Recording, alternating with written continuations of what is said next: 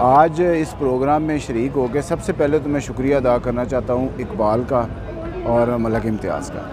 आज का ये प्रोग्राम जो है मैं समझता हूँ उन्होंने होस्ट करके इतना बड़ा काम किया ना कि आप सोच भी नहीं सकते। इतने ज़्यादा लोगों को जो कि 20-25 साल पहले आप लोगों के साथ इनका ताल्लुक़ था, आपने दोबारा उनको इकट्ठा कर लिया एक जगह के ऊपर और आपने उनकी ऐसी गेट टुगेदर किया है कि वो उनके दिल आपस में मिल गए हैं। तो मैं समझता हूँ कि ये बहुत बड़ा उन्होंने काम किया है। दूसरी बात यह है कि यहाँ पर जब मैंने अभी लोगों के इंटरव्यूज़ किए तो यकीन करें लोगों की आंखों में पानी था। वो उनको इतने जज्बाती हुए थे कि जो बंदा 20-25 साल बाद अगर किसी को मिलता है तो आप अंदाज़ा लगाएं कि उसकी क्या सिचुएशन होगी। दूसरा, आज हम मिस कर रहे हैं ज़ाहिद डार को, ताहिर को, इफ्ती को, एहसान को, इमरान भट्ट को, खुर्शीद को, हाफिज़ शौकत साहब को, असलम जावेद मलक साहब को, यूनुस साहब को, ज़हीर साहब, इन सब लोगों को हम मिस कर रहे हैं। तो मैं ये चाहता हूँ कि इस तरह के जो है ना वो प्रोग्राम कंटिन्यू होते रहें। इस दफ़ा अगर इकबाल ने और इम्तियाज़ ने होस्ट किया तो इंशाल्लाह नेक्स्ट टाइम जो है ना वो हम कुछ और लोग मिल के इसको होस्ट करें। But this practice should not be discontinue, ये चलता रहना चाहिए। Thank you. के लिए मेरा ये पैगाम है कि डार साहब मेरे दोस्त भी हैं, भाई भी हैं और उनको नया साल मुबारक। और वो मेरे दिल के करीब हैं क्योंकि मुझे इस फील्ड में लाने वाले डार साहब हैं, ठीक है। तो आज मैं इस जगह पे हूँ तो इतने बड़े बड़े लोगों में बैठा हूँ तो ये डार साहब की मेहरबानी है और उनको ही सारा क्रेडिट जाता है। तो मैं डार साहब के लिए मेरे दिल में बहुत जगह है, मैं उनकी बहुत ज़्यादा रिस्पेक्ट करता हूँ और डार साहब को हैप्पी न्यू ईयर।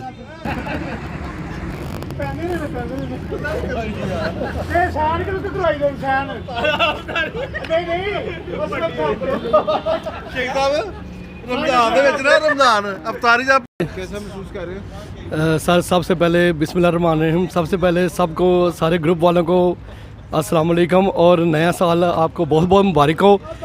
अल्लाह ताला नया साल जो वो हर एक के लिए खुशियाँ बखेरे और सब के लिए जो है वो अच्छा साल साबित हो, ठीक है। कैसा लग रहा है सारे दोस्तों में? सर जी, सब दोस्त जो हैं वो ज़िंदगी में पता नहीं बाज़ का तो मौका मिलता है इंसान को कि नहीं मिलता, लेकिन ये है कि मैं समझता हूँ कि ये आपकी काविश से और इस ग्रुप की वजह से जो है बड़ा ज़बरदस्त हो गया है कि जनाब इतने अरसे के बाद 25-25, 30-30 साल के बाद जो है वो इनसे मुलाकात हो रही है दोस्तों के साथ जो आउट ऑफ कंट्री हैं वो भी और जो इधर भी हैं। वैसे तो ज़िंदगी में मौका ही नहीं मिलता किसी से मिलने का। डार साहब मेरे बड़े अस्सलाम वालेकुम। अच्छा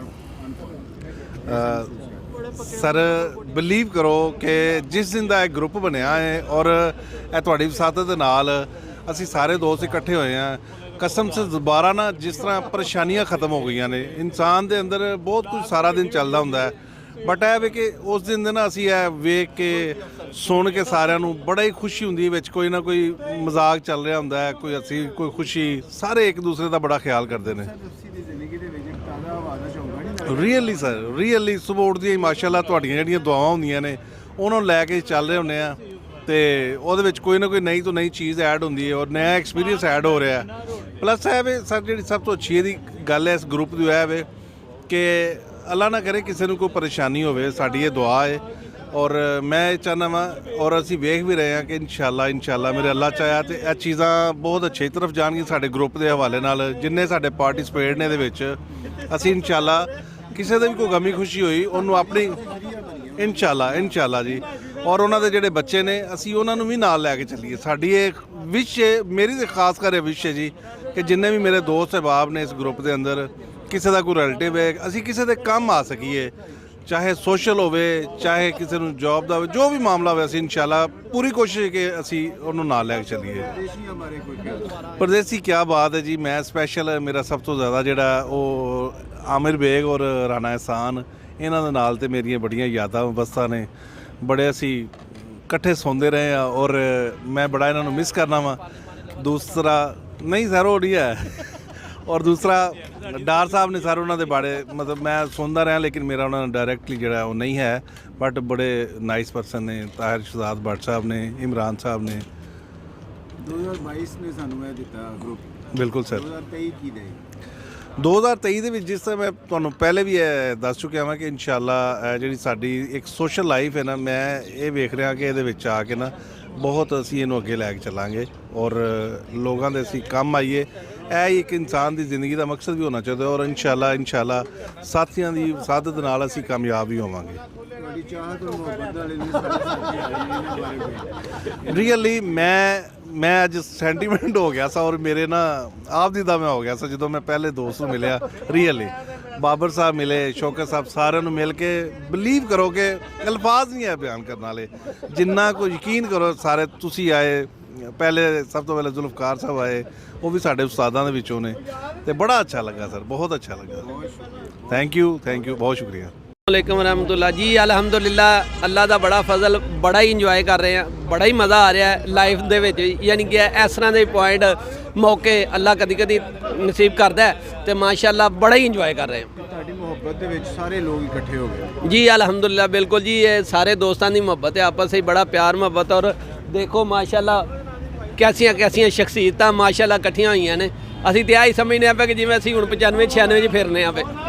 ਵੈਸੇ ਮੈਂ ਸਾਰੇ ਦੋਸਤਾਂ ਨਾਲ ਗੱਲ ਕੀਤੀ ਹੈ, ਸਾਰੇ ਕਹਿੰਦੇ ਨੇ ਜੀ ਇਹ ਸਿਲਸਿਲਾ ਕੰਟੀਨਿਊ ਰਹਿਣਾ ਚਾਹੀਦਾ। ਇਨਸ਼ਾਅੱਲਾ ਇਹ ਸਿਲਸਿਲਾ ਕੰਟੀਨਿਊ ਮਤਲਬ ਕਿੰਨੇ, ਮੇਰੇ ਖਿਆਲ ਨਾਲ ਲੋਕ ਜ਼ਿਆਦਾ ਹੈ ਤਾਂ 6 ਮਹੀਨੇ ਬਾਅਦ, 4 ਮਹੀਨੇ ਬਾਅਦ ਤੋਂ ਪਹਿਲੇ ਨਹੀਂ, ਥੋੜਾ ਵਕਫਾ ਪਾਉਣਾ ਚਾਹੀਦਾ। ਬਿਲਕੁਲ, ਥੋੜਾ ਜਿਹਾ ਵਿੱਚ ਸੈਸ਼ਨ 'ਚ ਵਕਫਾ ਹੋਣਾ ਚਾਹੀਦਾ। 2 ਤੋਂ 3 ਮਹੀਨੇ ਹੋ ਜਾਏ, 4 ਮਹੀਨੇ ਹੋ ਜਾਏ, ਕਿਉਂਕਿ ਥੋੜਾ ਜਿਹਾ ਵਕਫਾ ਹੋਏਗਾ ਤੇ ਜ਼ਿਆਦਾ ਬੈਟਰ ਫੀਲ ਹੋਏਗਾ। ਪਰਦੇਸੀਆਂ ਬਾਰੇ ਕੁਝ ਖਿਆਲ? ਪਰਦੇਸੀ ਤਾਂ ਮਾਸ਼ਾਅੱਲਾ ਸਾਡੇ ਦਿਲ ਜਾਨ ਨੇ ਜਨਾਬ। ਅਸੀਂ ਦਿਲ ਤੋਂ ਗਹਿਰਾਈਆਂ ਤੋਂ ਉਹਨਾਂ ਨੂੰ ਖੁਸ਼ਾਮਦੀਦ ਵੀ ਆਖਾਂਗੇ ਔਰ ਬੜਾ ਹੀ ਅਸੀਂ ਉਹਨਾਂ ਨੂੰ ਅੱਜ ਮਿਸ ਕਰ ਰਹੇ ਹਾਂ ਕਿ ਜਨਾਬ ਅਗਰ ਉਹ ਹੁੰਦੇ ਤੇ ਸਾਡੇ ਗਰੁੱਪ ਨੂੰ ਅੱਜ ਹੋਰ 4 ਚੰਦ ਲੱਗਦੇ। ਅਲਹਮਦੁਲਿਲਾ, ਇਸ ਮੀਟਿੰਗ ਨੂੰ, ਇਸ ਜਿਹੜੀ ਕੰਪਨੀ ਸਾਡੀ ਇਸ ਵੇਲੇ ਬੈਠੀ ਹੈ, ਹੋਰ ਖੂਬਸੂਰਤ ਹੁੰਦੀ ਅਗਰ ਸਾਡੇ ਭਾਈ ਸਾਰੇ ਵਿੱਚ ਮੌਜੂਦ ਹੁੰਦੇ ਤੇ। बहुत शुक्रिया। कैसा महसूस कर रहे हो सर? अल्हम्दुलिल्लाह मैं बहुत अच्छा महसूस कर रहा हूँ। मुझे रात ही आमिर बेग साहब ने बताया था कि आपने उधर M&P के दफ्तर जाना है, तो मैंने कहा कि खैरियत तो है। वो कहने लगे सब साथी इकट्ठे हो रहे हैं। इतनी खुशी हुई बहुत ज़्यादा।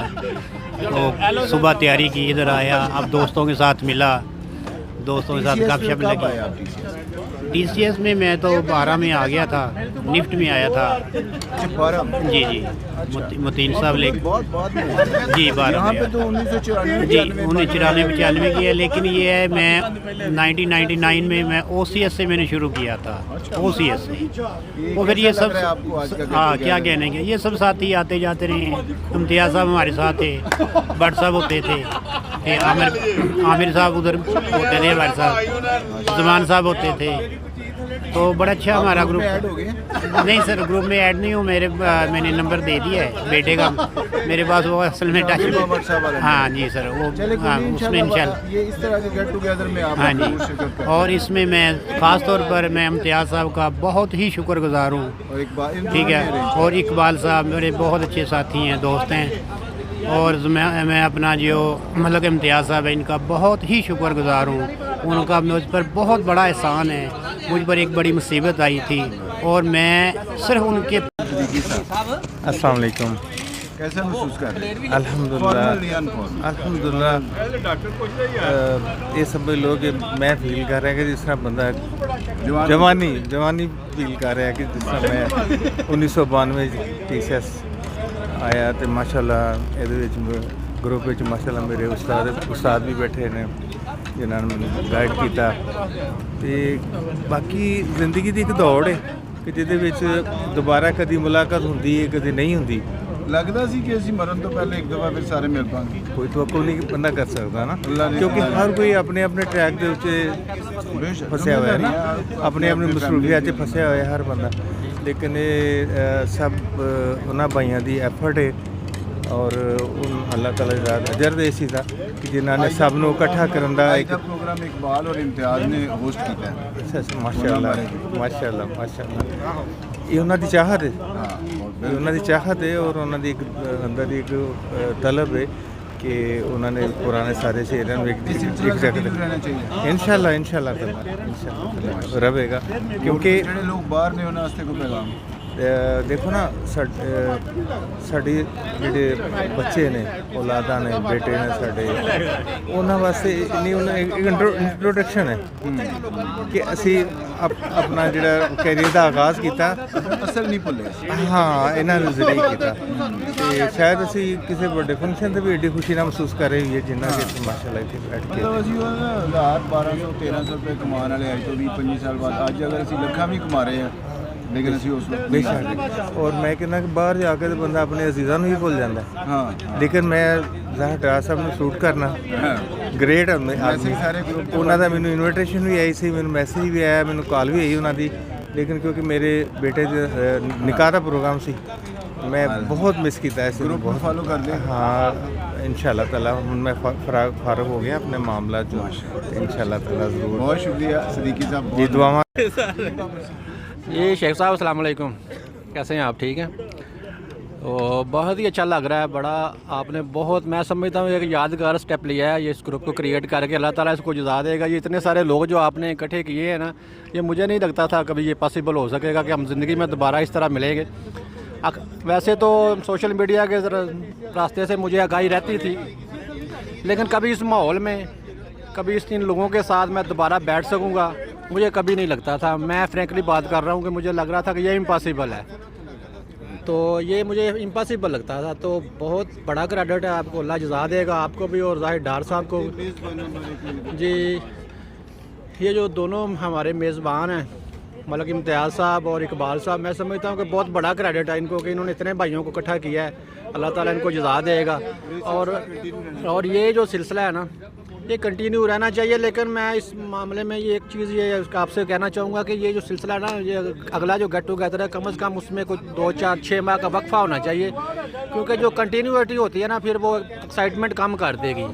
तो मैं एक्साइटमेंट इसकी बरकरार रखनी है, यही इसका हुसन है और यही इसकी ज़िंदगी होगी। अगर हम फ्रेंकली मिलना शुरू हो जाएंगे तो फिर वो उसमें वो चार्म नहीं रह जाएगा। तो ठीक है ना, वो कहते हैं कदर कम कर देता है रोज़ का आना जाना। तो ये हम रोज़ आना जाना ना रखें तो ज़्यादा बेहतर है, क्योंकि लोग भी तो आपको पता है मसरूफ़ बड़ी ज़िंदगी है, फ्लेक्सिबल नहीं होते। परदेशियों के लिए तो शेख साहब ये नेमत है। मैं समझता हूँ उनको एक नई ज़िंदगी मिली है इस ग्रुप में आके ना। आमर बेग हो गया, ज़ाहिर डार जो है उसके अंदर पता नहीं कब से ये जमा हुई हुई थी बातें, कोई उसके सुनने वाला नहीं था। तो आमर बेग और जो दूसरे हैं शहजाद और इमरान और एहसान, उनके लिए तो ये ब्लेसिंग है। अल्लाह ताला आपको जज़ा दे जी। बहुत शुक्रिया आपको, अल्लाह ताला इसका क्रेडिट पूरा जाता है। बहुत शुक्रिया, जज़ाकल्लाह। तकरीर नहीं करनी, बस अपने ख्यालात का इज़हार करना। आप सवाल करें। कैसे महसूस कर रहे हैं? मेरा ख्याल है कि 1986 जब मैं ज्वाइन किया TCS के बाद, हाँ वो लोग, वो मेहमान, वो दोस्त पुराने, उन्हें मिलकर बहुत खुशी हुई। चंद दोस्त जो हैं 30 साल के बाद मुझे मिले हैं, 30 साल 25 साल के बाद मुझे मिले हैं, जो मिलके मुझे बहुत खुशी हुई। यकीन करें इससे मैं कह रहा हूँ कि ये आप लोगों का बहुत बड़ा एहसान है। हम लोगों की गैदरिंग इकट्ठा करना ये बहुत बड़ा एहसान है, क्योंकि ज़िंदगी में कभी कभी ऐसे मौके मिलते हैं। ज़िंदगी में मौके बहुत कम है, इंसान बड़ा बिजी है, ठीक है। तो आप लोगों की मेहरबानी, आप लोगों ने इकट्ठा किया, मिलाया, तो थैंक यू यार, बहुत बहुत मेहरबानी। अस्सलाम वालेकुम सारे दोस्तों जनाब।